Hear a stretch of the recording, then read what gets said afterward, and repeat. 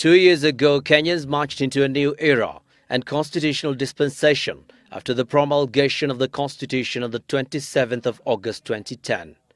They had overwhelmingly voted for the new supreme law, which has since changed the national landscape. But as preparations for the important anniversary continue, Kenyans are still grappling with some challenges.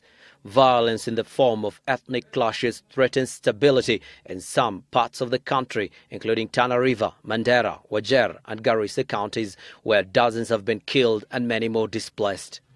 The man who chaired the talks that snatched Kenya from the jaws of post-election violence, Kofi Annan, has warned Kenyans to steer clear of violence. In a statement, Annan says the panel of eminent African personalities, quote, encourages the government to engage in active and continuous dialogue in all counties, unquote.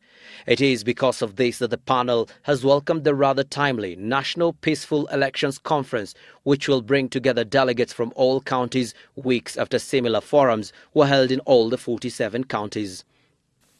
But Anan is concerned with the failure to fully embrace the spirit and letter of the constitutions Kenyans voted for overwhelmingly.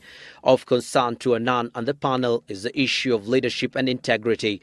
In his statement, Anan says the need for elected and appointed state officers to be leaders of integrity as required under Chapter 6 is critical.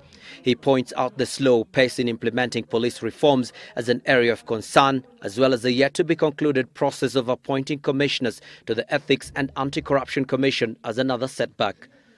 Annan has also called on Kenyans to ensure that the issue of gender representation within the National Assembly receives the attention it deserves.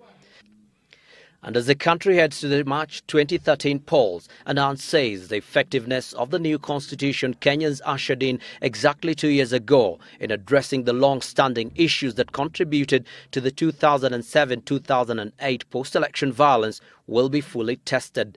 He says institutions tasked with ensuring credible polls, such as the Independent Electoral and Boundaries Commission, as well as security agencies, political parties and the judiciary, must play their part to make sure the polls are a success to retain the confidence of all Kenyans. All eyes will be on proceedings at the National Peaceful Elections Conference starting tomorrow, which will be the key event set aside to mark the second anniversary of the promulgation of the Constitution. Abdi Osman, Citizen at 1.